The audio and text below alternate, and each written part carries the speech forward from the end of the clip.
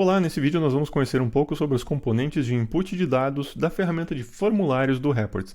Aqui nós já temos então um formulário com alguns tipos de componentes, como por exemplo esse que permite digitação de letras ou de números, esse que permite digitação numérica com separador de milhar e decimal, componente para seleção de data, componente para seleção de data-hora, o spinner, o slider, input de texto, input de HTML com formatação, de cores, negrito, itálico e tudo mais.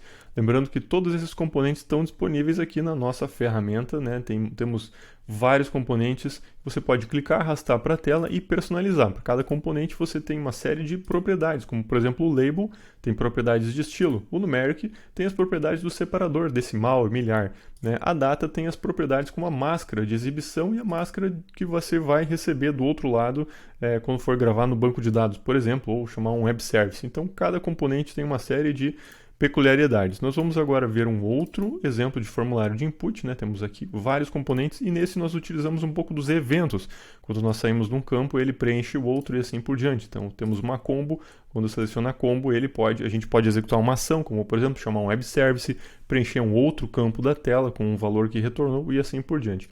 Então aqui nós temos uma série de componentes utilizando, Vamos ver alguns exemplos. O entry, então, é para input simples de números ou letras, numérico é para input numérico. Temos o slider e o spinner, que são para input de números, com uma régua.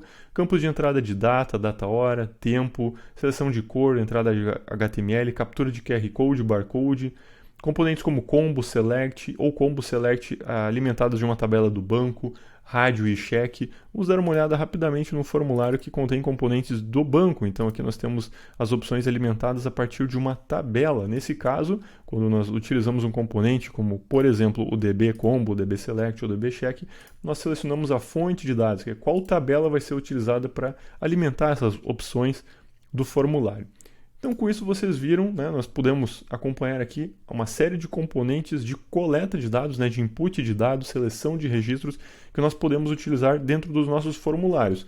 E com base nesses inputs, nós podemos executar várias ações, como, por exemplo, interagir com um banco de dados, interagir com web services, disparar stored procedures, dentre outras opções complementares e também importantes dentro de um ecossistema de BI, que, novamente, tem toda a parte importante da extração de dados, mas muitas vezes é necessário também executar ações, imputar dados complementares que vão ser utilizados nos nossos dashboards.